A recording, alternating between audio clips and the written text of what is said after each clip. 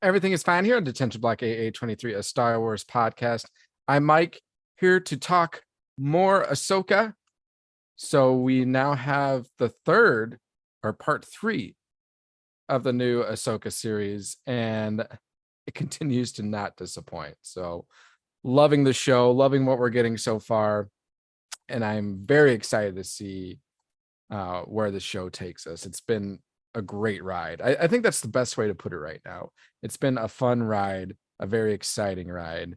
And it so many different feels to it that connects to so many different Star Wars pieces or content, and it feels Star Wars, and I'm loving that. A different sense of Star Wars from the other shows.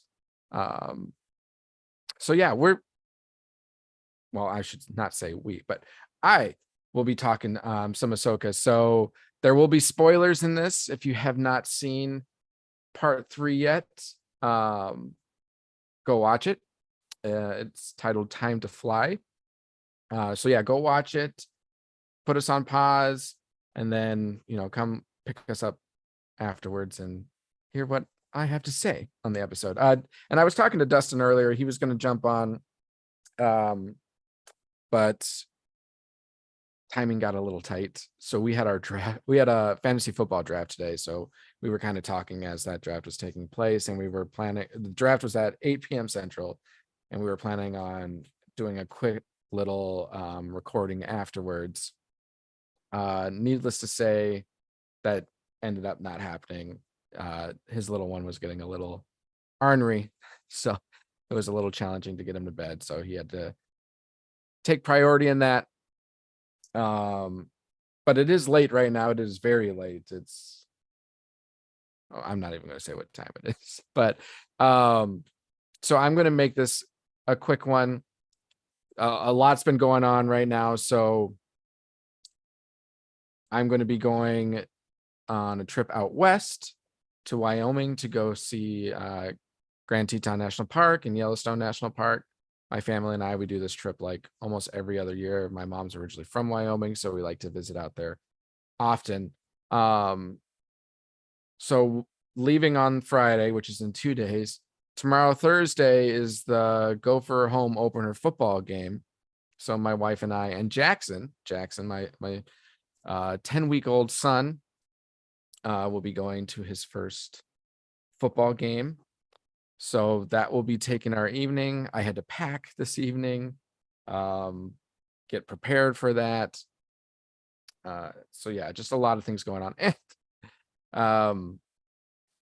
When I woke up this morning, I did not know that I would be having professional tree removers coming over to knock down some trees in the back. I had inquired about it previously. This was before Jackson was born. Then Jackson came along, and it's like, well, I'm going to put that on the back burner, have other things to concern myself with and other expenses to cover. So we're not going to deal with that right now. And then I got contacted by the person. I was like, hey, I'm in the neighborhood right now. If you still want some trees cut down, we can take care of it today. And long story short, at a discounted rate and everything, they did it. So I've been doing cleanup duty, because part of the discounted rate was they were just going to knock them down, and I would actually cut up and use the wood for firewood, because we like to have bonfires around here. So all that just to say, there's been a lot going on, and that's why it's almost 2 a.m. and I'm getting this recording in. So I'm going to make this quick. I do have a lot of things to say, and hopefully here soon Dustin will join us. Maybe Greg and Zach will join us, and we'll talk more Ahsoka and get all of their opinions, because I'm dying just to sit down and talk with them about Ahsoka. I know we've been texting here and there, and I've been getting their insight on it and their praise. They're all loving it so far. So it'll be fun to discuss that with them. But again, spoilers. So if you haven't watched the episode yet, go watch it. I just finished watching it the second time. Or no, this is my third time now. So I want it to be fresh in my head before talking through this. So, like I said, This one was called Time to Fly. So this is part 3. This one was another short one, 31 minutes. I know a lot of people have been kind of complaining about that, about the shorter runtime. Or, I mean, even before the episode dropped, people were talking, or people were able to obtain the knowledge that it was only going to be 31 minutes when you eliminate the credits. And they're like, oh, cue the people being frustrated about shorter episodes. I think it's okay for people to be a little disappointed in shorter episodes. I don't see a problem with that frustration. Me personally, I would prefer if it's live action to be a little bit longer. I've said that many times before. The 30 minutes or less seems more like an animated show. But I will say, if you do see that a live action episode is shorter, it has a tendency of probably having more of an financial investment into it. So more money was put into producing the episode, that it, shrinks or diminishes the amount of content time that we get. And I think that was definitely the case for this one. So a lot of cool tech, graphic, visual effects stuff in this episode, and absolutely loved it. So no complaints that it was only 30 minutes long, outside of the fact of I would have loved to have more. So I appreciate and enjoyed what we got. If we got more, that would have been even better. But the good thing about when it's short, it's a little more purposeful. They really hone in on the points that they're trying to make, or really focus in on the story that they're telling for this episode to get the plot moving along. And they did a wonderful job. Steph Green, fantastic job in this one as well. I think she's done the last 2 now. So, and Kiner, I mean, the music continues to impress. I know he did the Rebels show too. I'm trying to think if he did Clone Wars as well. I think so. But it really resembles that of the music of John Williams, but in its own kind of way. It really does give that sense of the Rebels show, though. It's like apples to apples. So really appreciate the soundtrack that we're getting. And to me, soundtrack is so important. The scores is so important, because that really puts the feels, the depth, a lot of the meaning into the episodes through the music. I mean, the way that this episode started, I mean, the training scene, and you've got like this samurai kind of version of a Star Wars soundtrack, and it was so good. It was perfect for the scene, especially going hand in hand with like Hu Yang's voice as he's giving the directions, or the training steps while he's training Sabine. So it's phenomenal job. And I'm really liking the Tuesday night drop. So I had softball at 8 and 9 yesterday. And I didn't get home until about 11 o'clock. And then, said goodnight to my wife, said goodnight to my son. They went to bed, and then I came down in the basement and watched the episode. It's so much nicer being able to watch it. If you aren't able to watch it right away, so it dropped at 8 p.m. Central, which is my time. So I didn't see it until about 11. So 3-hour delay. But that's easier to avoid spoilers versus like having to wait at almost 12 to 24 hours. So we had to go through that stateside through some of the previous shows, but not for this one. So I apologize for those who have to across the pond, or other locations around the world where it's now early morning drops for you, or late at night drops for you. I feel yeah, it's a little tougher to avoid spoilers, especially,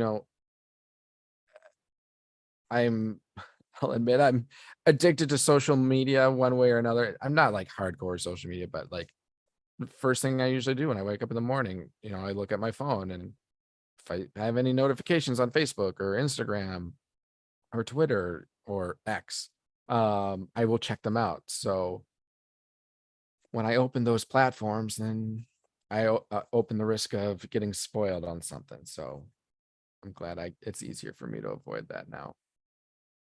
All right, so let's dive in further. Um, I know one of the things that I talked about last time, the only thing I had a hard time with was the dialogue pace, and it really kind of took me out of it for certain characters, especially around Ahsoka, um, Sabine, and Hera. Whenever they were talking, it seemed like the dialogue was very slow, very dramatic, and like 3-second pauses in between everything. And you get these little like stances that um, they would get into to add to the drama in the spacing of the dialogue. And saying that to say this, like, did not feel that way in this episode. So the dialogue was a lot more cohesive. It flowed a lot better. It seemed like actual conversations that people would have with one another, with standard pacing and spaces between the exchanges. So loved that got better. And I should say the pace of the first 2 episodes itself was great. Like no issues there. It was just the dialogue pacing, to be specific.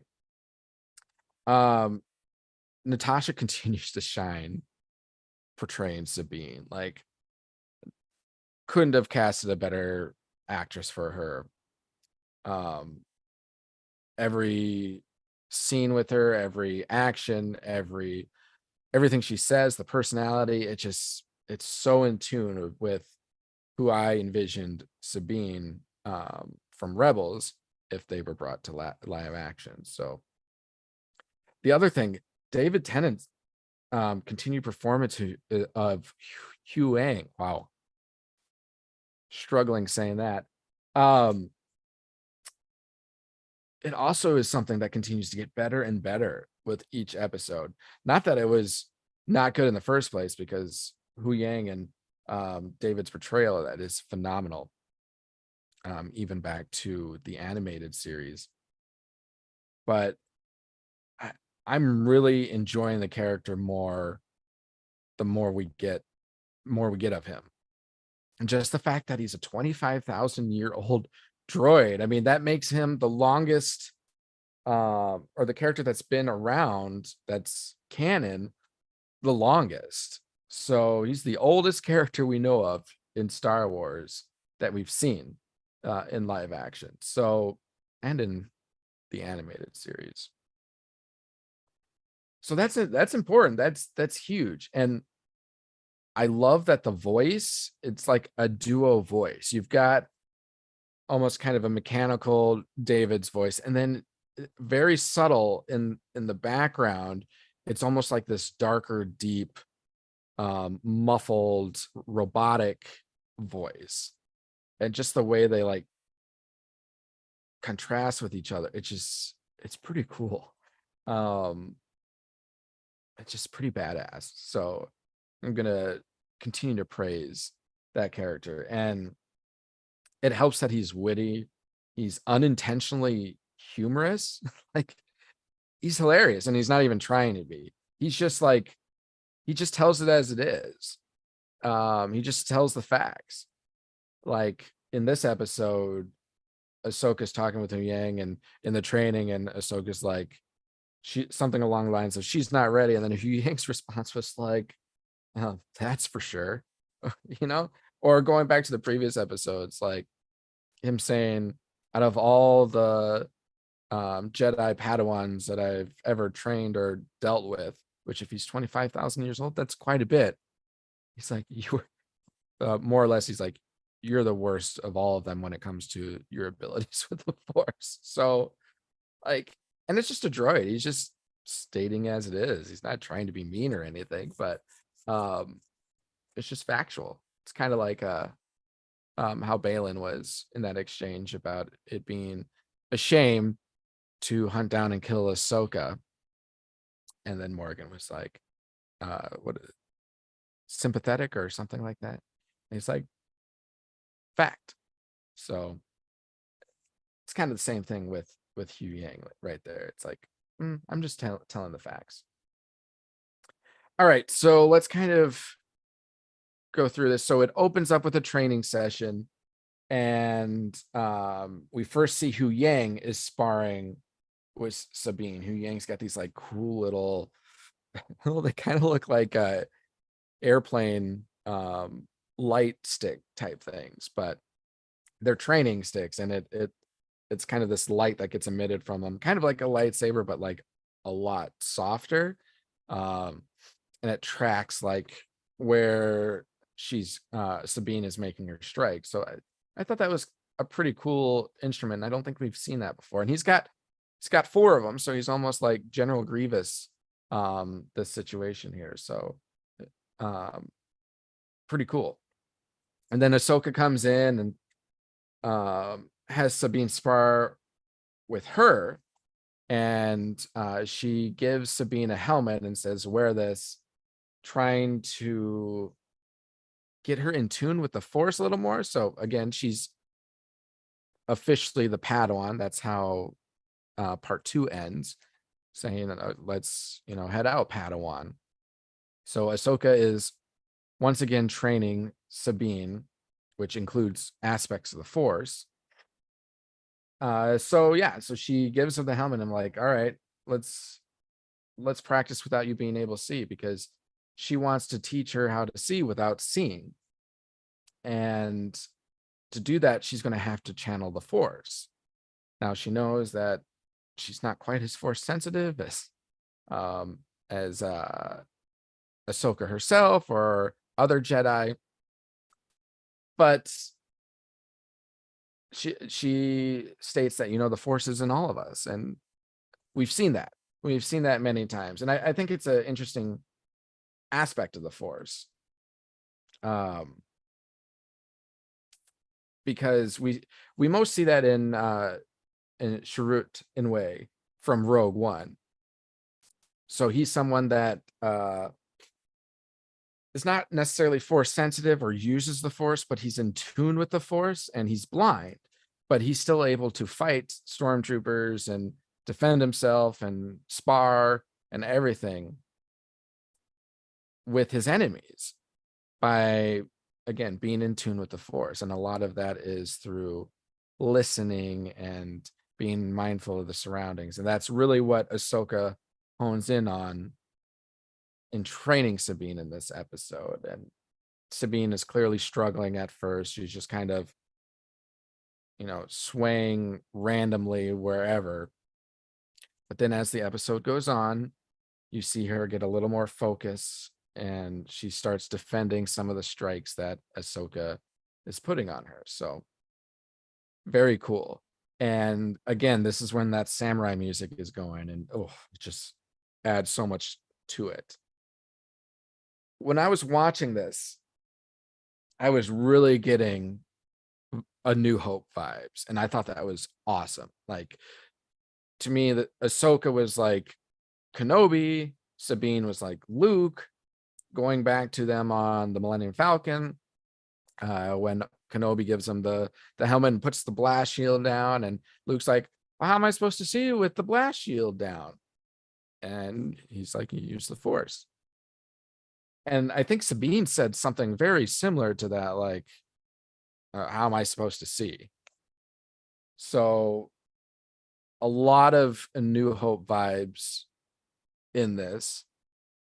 And Hugh Yang is, like almost like a critic to this, like, this isn't going to go well, which is kind of like what Han Solo was doing. But it, again, and Sabine and Ahsoka are doing this on the ship going through hyperspace, which was the same with Luke and Kenobi and the crew on the Millennium Falcon. So I thought that was really cool. And we've been getting a lot of different vibes from different content. Previous episodes were feeling a lot like the prequels or even the sequels in some cases. A lot of Clone Wars and obviously Rebels vibes. So I love that Filoni is just bringing everything in on this, and he's doing a very good job of giving that sense of connectiveness with all the other content. I think this is really bringing in a collective, cohesive feeling with all the shows and movies. So then after this training, then it cuts to like the title credits and everything. And then afterwards we get to see the Rebel fleet with I believe it's Home One. And you get to see, a bunch of different cruisers, frigates. It opens up with A-wings flying in. I think I saw a hammerhead in the background. So very cool.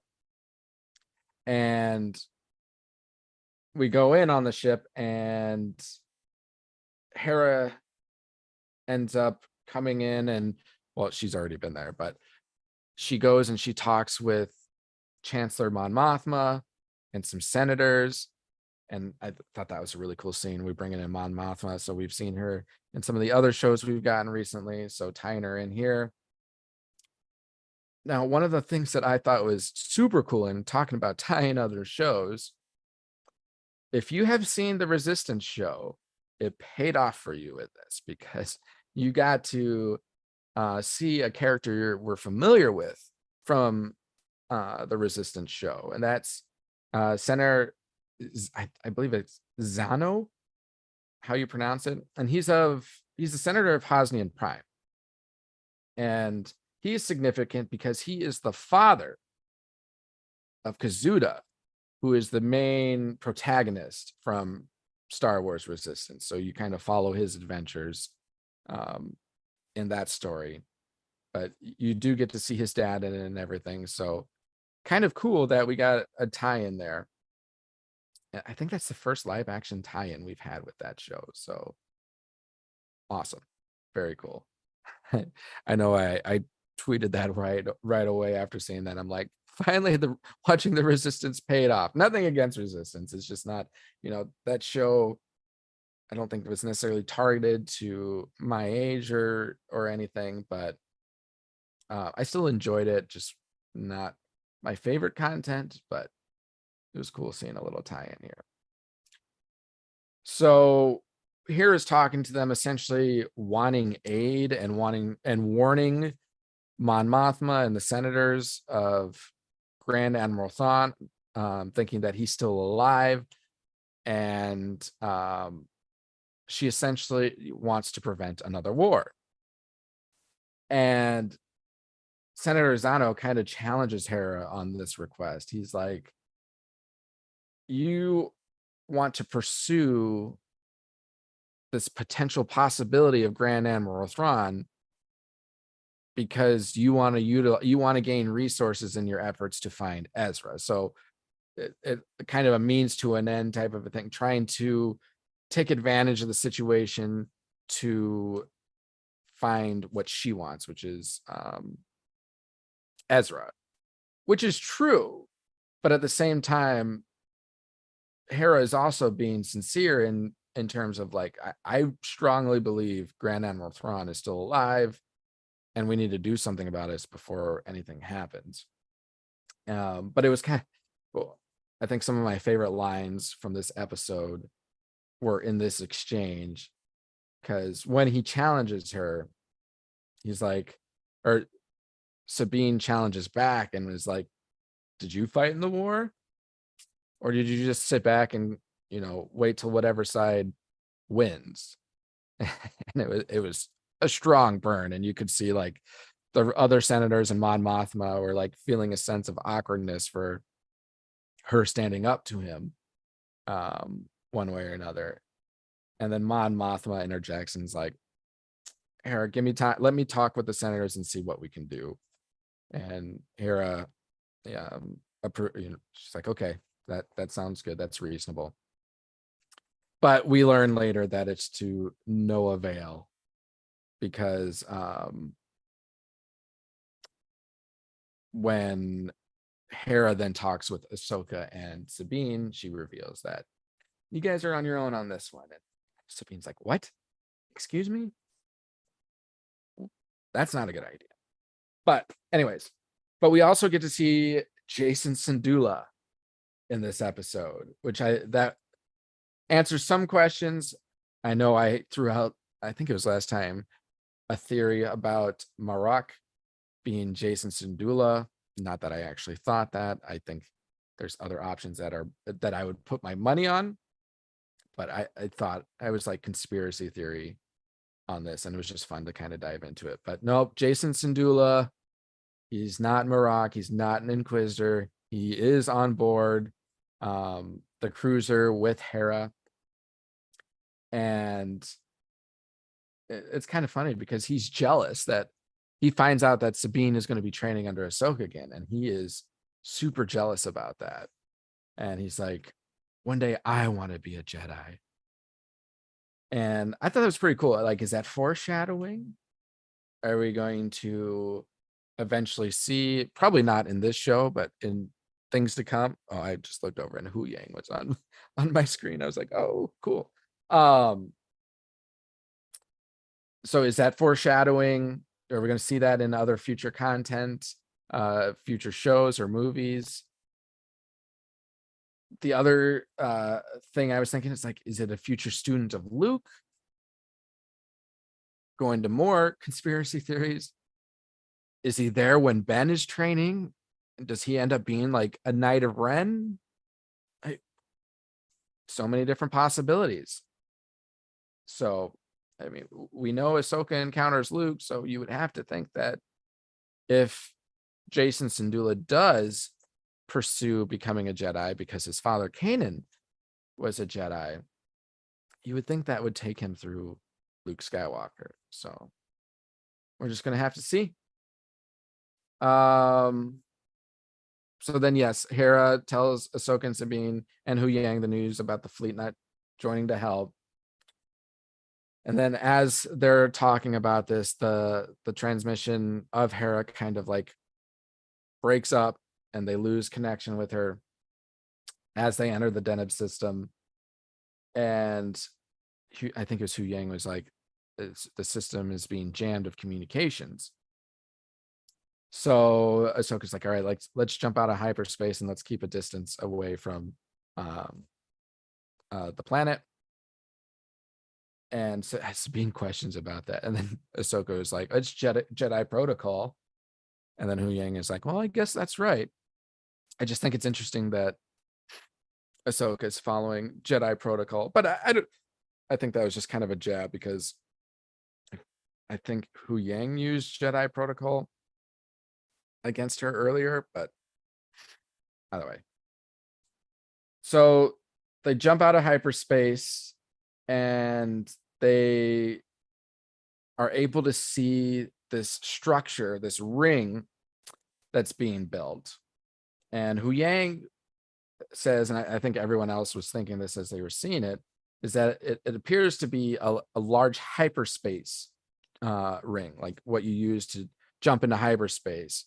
If you recall, some of the starships from the prequels, like Kenobi's, you have that ring and he flies up to that ring and docks and then it shoots him out into hyperspace. It's similar to this thing, but this thing is just on a far grander scale. And I have to believe it's used to bring Thrawn and his Star Destroyer from where the galaxy he's at to where the Empire is, or the fleet, his fleet is going to be, to meet up with Morgan and everyone else. And they even talk, Hu Yang and Ahsoka and Sabine, like, would this be able to jump hyperspace to different galaxies, knowing that Thrawn is out there? And Hu Yang was like, I believe it's quite possible. I believe that is the case. Yes, this can travel to different galaxies. So they understand what's going on. And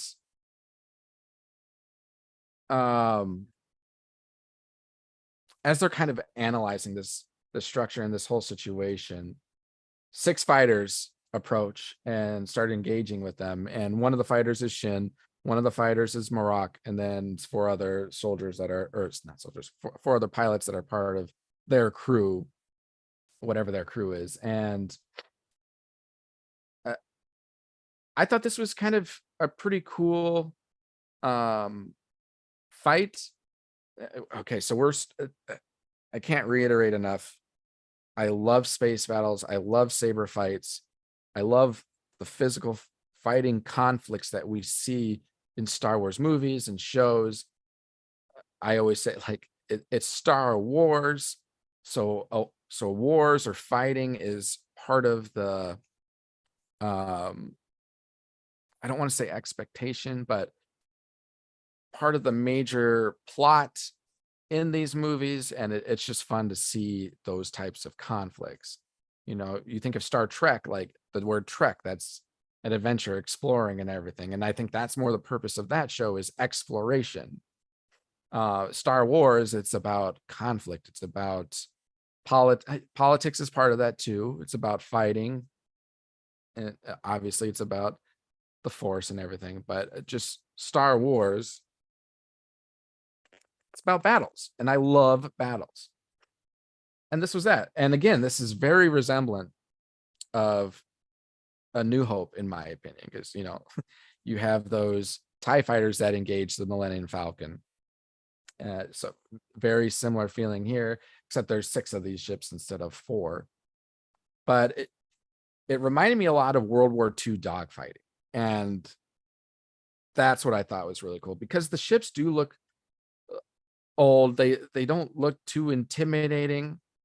And when I talked to Dustin earlier today, when I knew or found out he wasn't going to be able to join, I just asked him, like, what was his opinions and everything. And he's really loving the show so far. Like, he's super excited about the direction it's going and everything.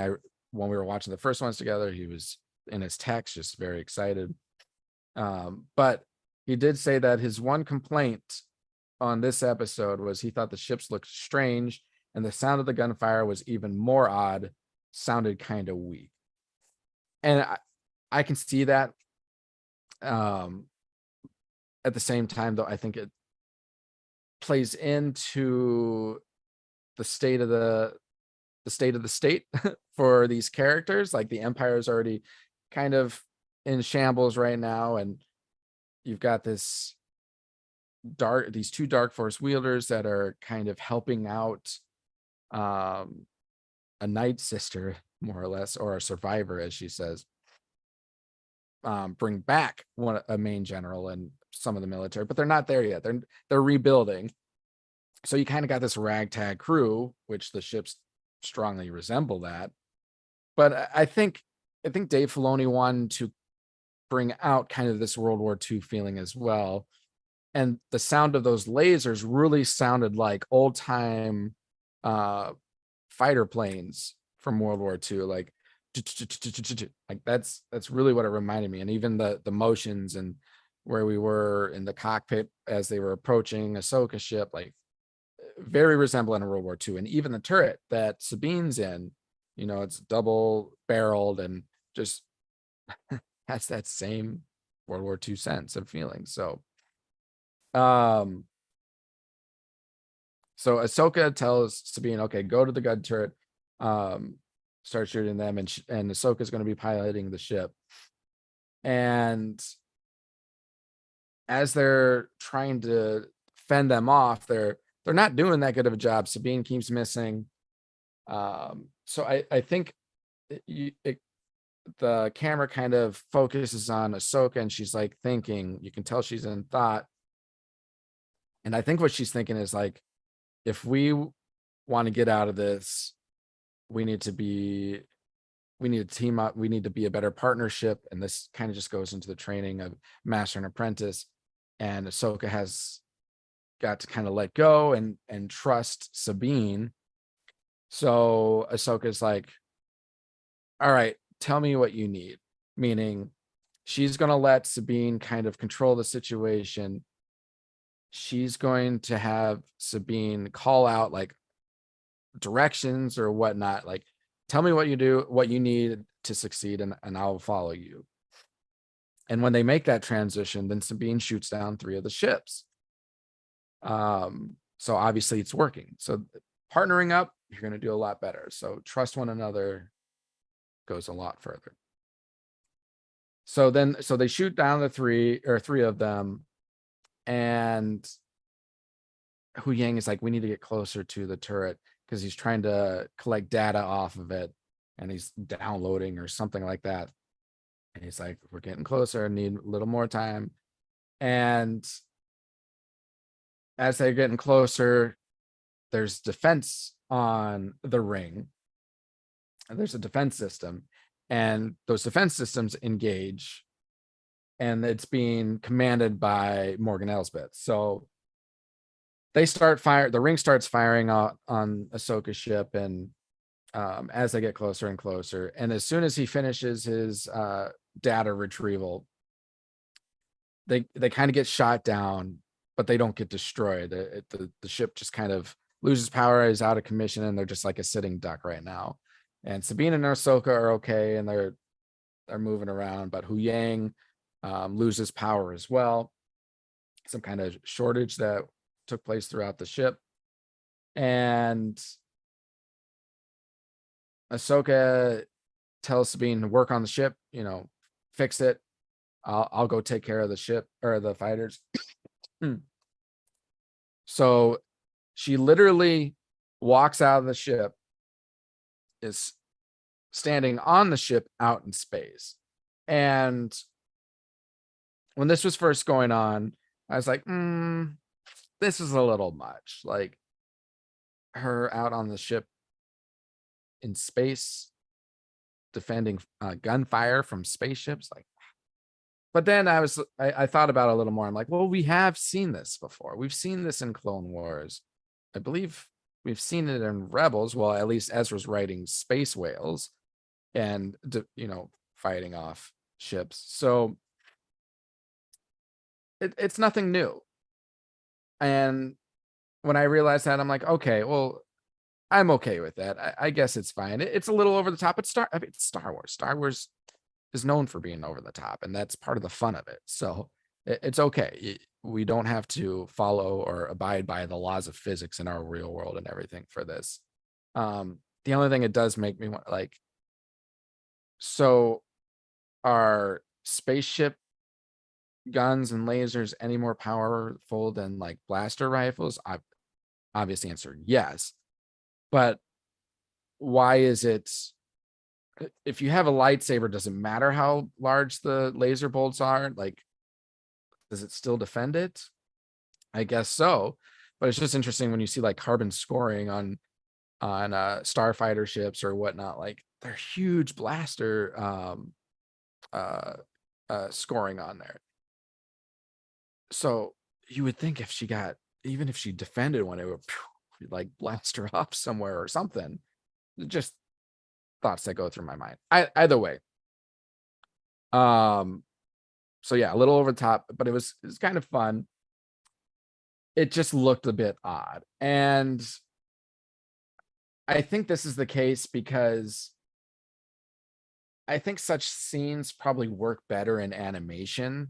There's a little bit more of that suspension of disbelief factor when it's live action versus animation. So because this was live action, I think that's what made it a little more goofy. So that was the only thing from this episode that I'm like, but okay, I'm okay with it.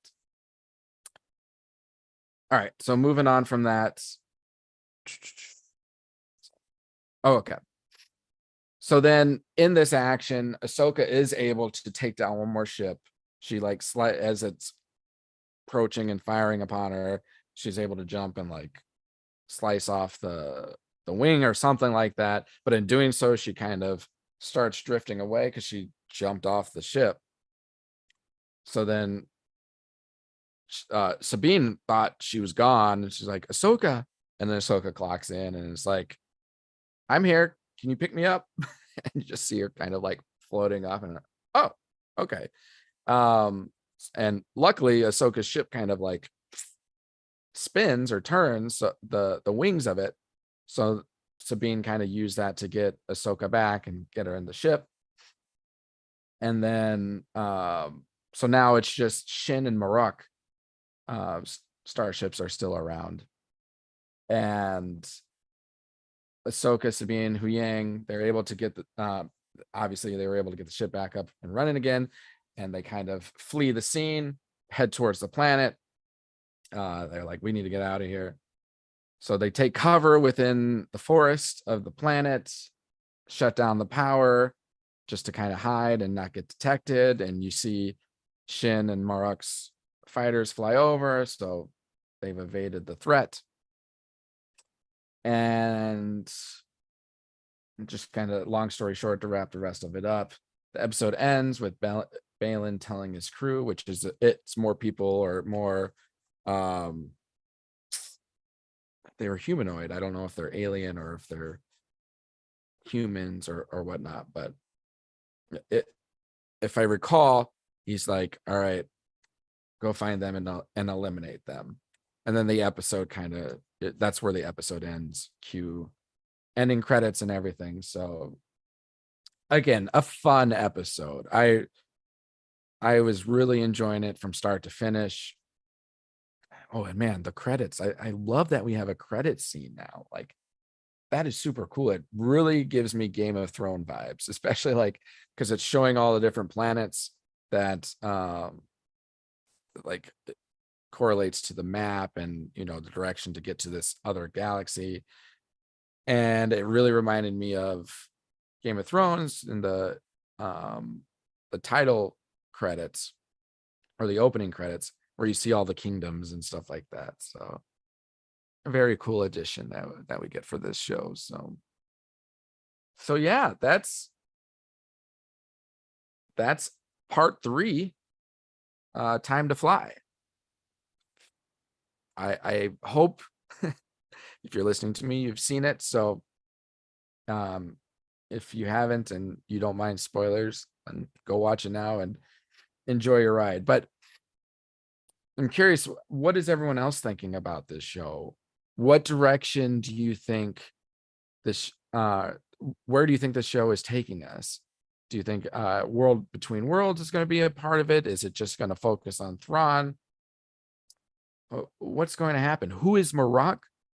Who do you think Maruk is? Again, like I said, Jason Syndulla. Okay, it's no longer him, or the possibility in my eyes is no longer him. Ezra's still one of the most popular opinions. Some people are saying that that's not possible. I was going to say I think we found out that Maruk is male, but I guess we still don't know for sure. Balin has referred to Maruk as him or he, and the voice really sounds male, but that could be voice synthesizer from the helmet. So many possibilities, and I have seen so many cool theories out there, and one of them that I thought was super cool. Again, this is not necessarily true by any means, but Maruk means thought to be a werewolf. That's what that name means. Knight thought to be a werewolf. Well, if you recall from Rebels, after Kanan dies, we are introduced to this Loth wolf, this white Loth wolf. And apparently that white Loth wolf wouldn't have existed, or I don't know if it's existed or wouldn't have the force powers it did if Kanan hadn't died. So when Kanan died, a part of him had gone to this wolf. So what if Maruk is like some reincarnation of Kanan? Again, far-fetched. I don't necessarily think that is what is going to happen. I mean, we're working with Night Sisters, or not Night Sister, singular Night Sister. And they have magic that kind of raises the dead. So what if they were able to, or what if Morgan was able to raise the dead of Kanan? Because we also know that Kanan's saber was retrieved through Governor Price. Governor Price had Kanan's lightsaber. And interesting enough, Shin's lightsaber looks a lot like Kanan's. So who knows if they could have you found some DNA or something of Kanan and either cloned him or brought him up from the dead, and now he's Maruk. I don't think so, but it's so much fun thinking about that stuff and pondering that stuff. And even the names of Shin and Balin correlate to wolves as well. I'm spacing on how that connects, but fascinating nonetheless. Look into it if you haven't yet. Give it a read and correlate these names to history and see what you think. So, all right, well, I'm going to wrap this up. I need to get to bed. It's 2:30 in the morning. So I got to sneak into bed and not wake up my wife nor my child. So thanks for joining me today. I will just give a shout out to our social media handles. So you can find us on Twitter at DetBlockAA23pod, on Instagram at detention_block_AA_23, and then our Facebook group and YouTube channels, Detention Block AA23, a Star Wars podcast. Bring us your likes, follows, downloads, subscriptions, reviews. Give those 5-star reviews if you feel we warrant it. Like, all that stuff goes a long way in getting our name out there in the hundreds and thousands of Star Wars podcasts that exist. So we greatly appreciate any support that we can get. Connect with us on our social media handles. Throw us out the questions that you have, or respond to questions that are brought onto the episodes. Give us your answers. We really enjoy the connection with the fans and the community, and anyone that enjoys Star Wars and wants to talk about it or provide opinions or theories. Like, we're here to listen. That's what we're here for. That's why we're doing this, is the discussion aspect of it and the community. So with that, enjoy the rest of your day, enjoy the rest of your evening, enjoy the rest of your week, and look forward to part 4 of the Ahsoka show. Remember, part 5, we're going to get Dave Filoni again, who directed it. I think that's how that goes. Directed the episode. So he's doing 1 and 5. So I have to believe 5 will be an important one if he's taking the helm for that one. So we're close. When the next one drops, I will be out of town, but I will still try and watch it if I'm able to figure out how to record from our VRBO, because I'll bring a computer and, or even if I have to use my phone, I'll try to figure a way to do a short recording with Dustin and Greg and Zach, if possible, if they want to join as well. So we'll keep bringing the content as long as we're able to. So, all right. Well, again, have a great rest of your day, and we will see you all next time. Thanks for tuning in to Detention Block AA23, a Star Wars podcast. I'm Mike, and as always, may the Force be with you, and also with the Green Bay Packers and the Gophers and Longhorns. Football season's upon us. Well, it already did start for some people, but it starts for my teams tomorrow and for the Packers the following weekend. So very exciting.